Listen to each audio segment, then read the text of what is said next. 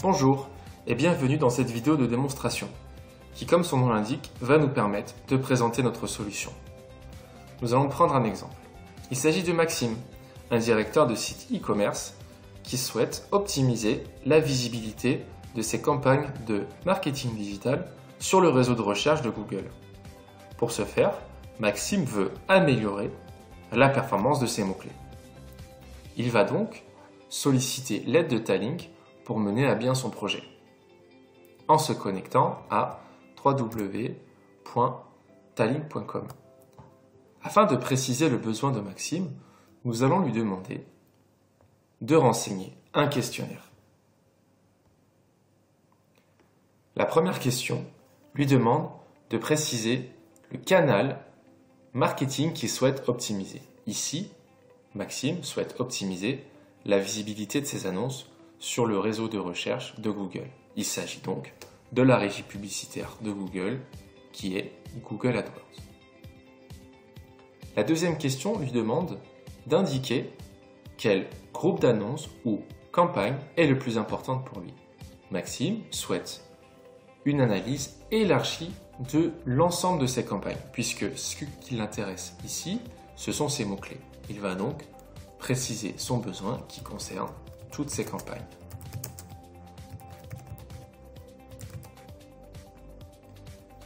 La troisième question lui demande d'indiquer ce qu'il souhaite optimiser.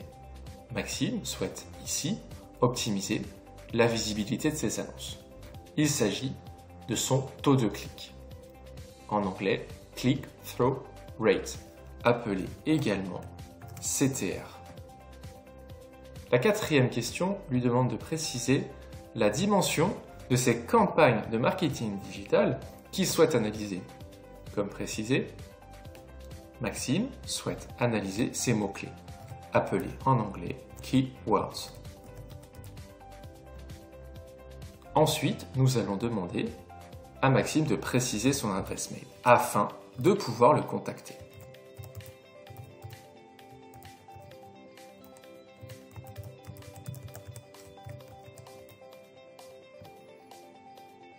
En dernier, nous allons lui demander son nom.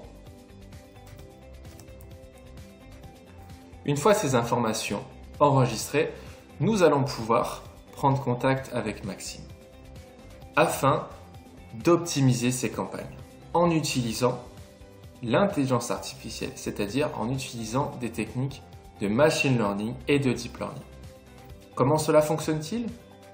Très simplement, nous nous connectons aux API des campagnes de Maxime afin de récupérer les données. Une fois que nous avons récupéré les données, de notre côté, nous allons pouvoir les traiter. Ensuite, nous allons communiquer à Maxime un rapport afin qu'il puisse optimiser ses campagnes. Ce rapport, c'est le suivant. Ici, nous pouvons voir la période de ces campagnes qui intéressent Maxime. La période sélectionnée, ici, concerne la période de avril à février. Différentes dimensions peuvent être consultables. Campagne, groupe d'annonces, type de support utilisé pour consulter les campagnes et mots-clés. Le besoin de Maxime ici se situe dans les mots-clés, keywords.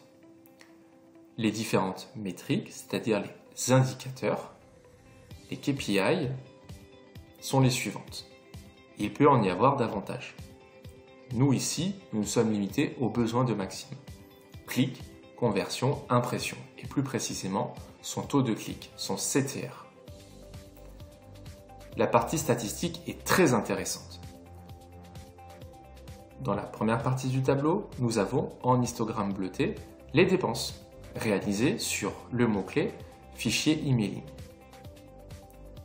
Nous pouvons voir que le niveau de dépense est élevé avec 6 438 € de dépenses sur la période.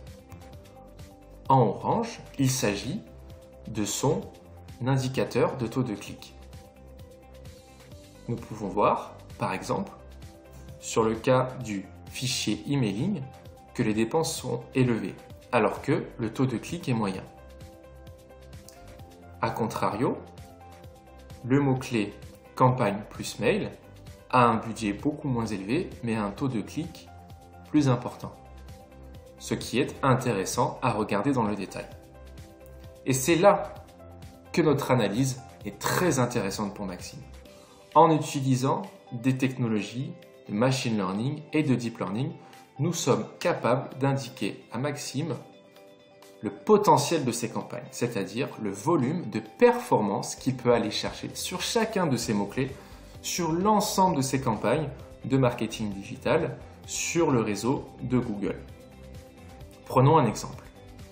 Le cas du mot-clé fichier emailing, qui, comme nous pouvons le constater, est le plus élevé, a paradoxalement un potentiel négatif de moins 76,3%. Ce potentiel est très important puisque il s'agit d'un indicateur de confiance précisant la nature du potentiel que nous proposons à Maxime. Nous indiquons sur ce mot-clé spécifique à Maxime que le potentiel est négatif. Les dépenses sont donc trop importantes par rapport au volume de performance qu'il peut aller effectivement chercher. A contrario, le mot-clé campagne emailing, qui a un budget moins important, présente un potentiel certain. Comme nous pouvons le voir, ce potentiel est de 43,7% de volume de performance à aller chercher. Différentes dimensions peuvent être explorées, comme j'ai pu le préciser. L'ensemble des mots-clés des campagnes de Maxime peuvent être consultés ici. Nous retrouvons fichier emailing, par exemple, qui a un potentiel négatif. Mais l'ensemble de ces mots-clés avec le potentiel et le volume de performance qu'il peut aller chercher. En prenant un petit peu de hauteur sur les campagnes de Maxime, et plus précisément sur ces mots-clés, nous pouvons établir la recommandation suivante.